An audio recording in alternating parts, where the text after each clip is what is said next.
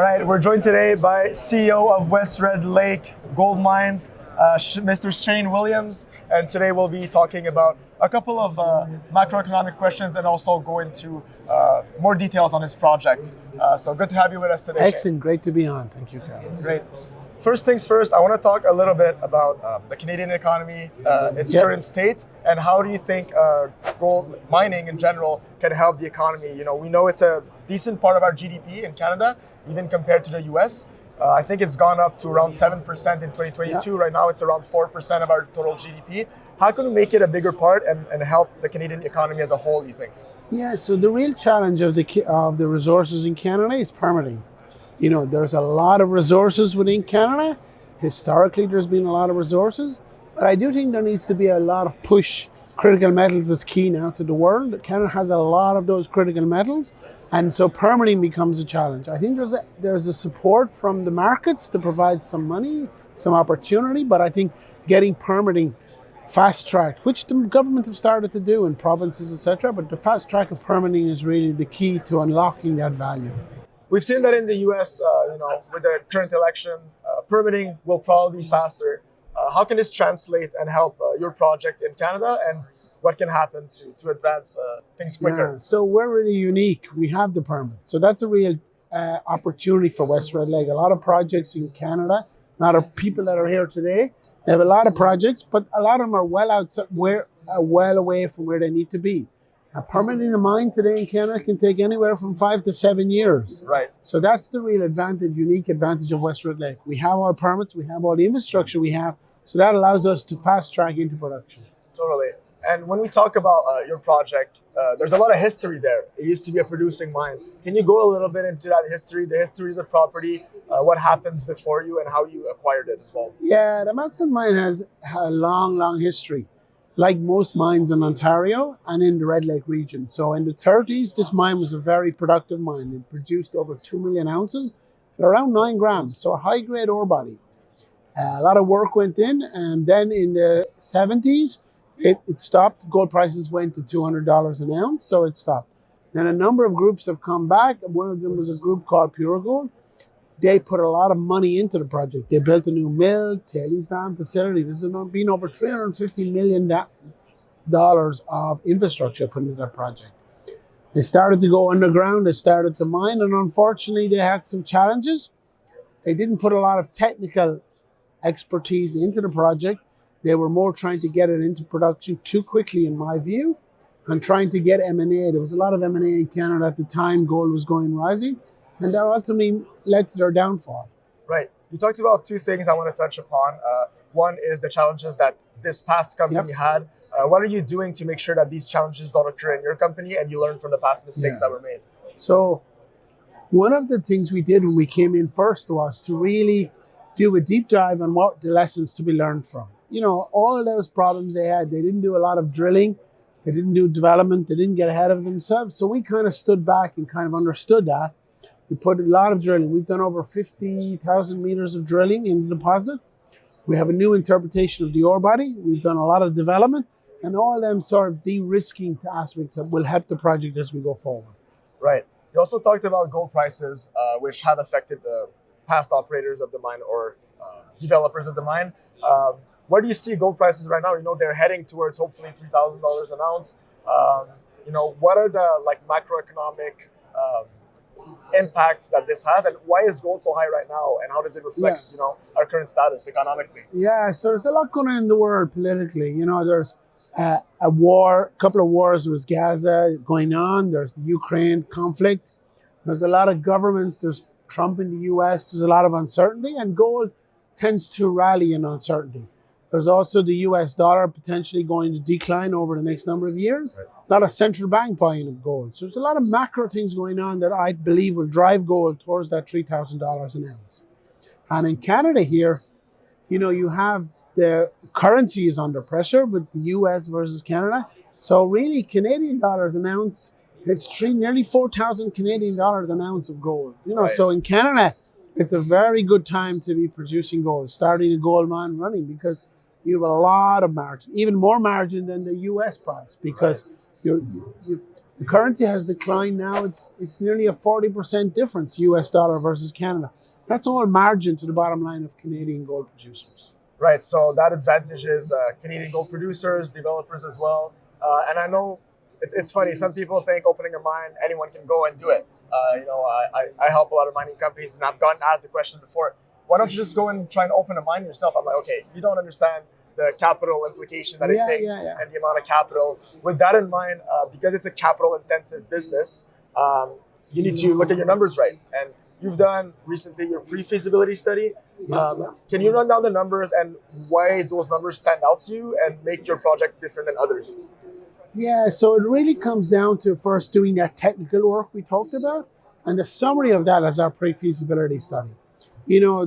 This asset has a bit of a history, so we really wanted to put a picture out there of a robust mine. It's a little bit conservative. I've got a lot of feedback from investors, but I'd rather under-promise and over-deliver. That's the focus of West Red Lake. We're a kind of a show-me story. People want to see us get back into production, so we need to be conservative and show the market. I believe that people will see the true value of the Madsen Mine as we go forward. So all that needs to be done. And then there's a lot of work on the ground. We have 160 people on the site at the moment. A lot of focus on people want to make this a success. So it's a good time to be starting the mine. There's very few gold mines today in Canada that are going into production in 2025. Right. So your goal is really to reopen the mine. Can you maybe go into a timeline, like some milestones that might be coming up? I know it's hard to put a direct date on things. So now that we've our pre-feasibility out of the way, now we've got our financing in place at the end of last year. There are two big milestones. We're doing a test mining program at site at the moment, and the opportunity of that is to test the mining, get mining right, reconcile the gold versus the ore body. So once that's done, the idea would be then to look at restarting the mine. So in the back half of 2025, we will put the mine back into production and ramp up from there. Right. And can you go a little bit into the difference, between buying gold versus getting involved or investing into a company like yours? So it's two characteristics really. Buying gold is a good hedge towards inflation, money supply, but you don't really get leverage to that gold. You own gold, it's more of a safety haven asset.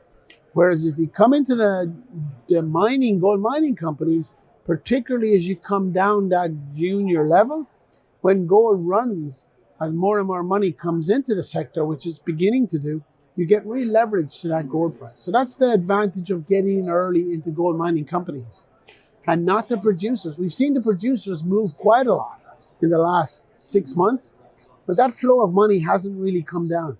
But when that flow of money comes down into the junior producers, that's where you get real leverage. You get 50, 70% moves, Bitcoin sort of moves, crazy Bitcoin market moves, because the market is so small. So far, the difference between the price of gold and the value of the producers and the juniors is huge. So when you get some money, it's like, people explain it, it's like a flow of water coming through a funnel. So much money going in there that it just flows in and all these companies rise up. We're not there yet. It's a great time to be investing in junior mining. Right. There's a little bit of a lag between those. There's always a lag between gold prices going up and the value of the companies going up. And it's taken a little bit of time now, but if there's issues with the Trump election, the stock market in the US, all those issues, people will turn to hard assets, which is gold and the gold mining equities. Right. There's a lot of macroeconomic factors. There's a lot of macroeconomics driving that. And it's only a matter of time. And you need to be in now, positioned in now, because you don't want to miss that uptick. Right. And we did talk about, in the pre-feasibility, what was the price of gold that you used? Yeah, so the price of gold for the reserve was only $1,680, which is a big difference. And for the modeling of the economics was 2,200. So, today we're at 2,600 and going higher. So you have a lot of upside in that. So economically, it made sense at those prices, and you probably had a margin remember we started this a year ago, this study. Right. So, it was a different time. We wanted to be conservative.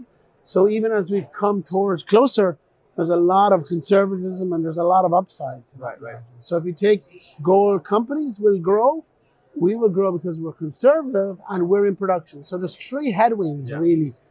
that are really going to invigorate West Red Lake as we move forward. Yeah, and as you said, you already have your permit. You're obviously not grassroots. You're a bit more advanced than most companies, and you want to really get into production. What type of jobs will this create, and how will this help the community around West Red Lake? So there'll probably be around 300 jobs created around Red Lake. Typically in mining, they say that for every one direct job, it creates 2 indirect jobs. So, that's 300 jobs, that's 600 people. So there's a lot of people locally. Most of our people live locally. They earn income locally. So that's good for the communities of Red Lake. We also have our First Nations partners, which we have a very good relationship with. They get the benefit economically from it. And the region, it's good for the region. It's a very prolific gold mining area with a lot going on there. In our region, Kinross just bought Great Bear last year, paid a lot of money for Great Bear. Big majors are very interested in this region. So that's another tailwind that's going to help us for this. 100%. We're looking forward to our next Great Bear story, right? And before we close this interview, is there anything else you'd like to add from recent milestones or upcoming ones? Or what do current shareholders or upcoming shareholders need to watch out for? So I think the key for West Red Lake is within all the mining junior developers, we probably have the best technical team. It's very important today to go with a company that has a team. So you have projects, you have resources, you have money, but to bring to that together is team. My background is 20 years of building and operating mines. We have some very good board members who've built some big companies. Right. That's very important. So that's a key differentiator with West Red Lake. Infrastructure in place. We have all the capital we need. We have the permits, and we have a very good team. It's a winning combination. All right. Well, we'll make sure to keep an eye out for it. So West Red Lake, WRLG in Canada. Keep an eye out for it. Thanks so much for the interview. Excellent. Thank you very much. Thank you.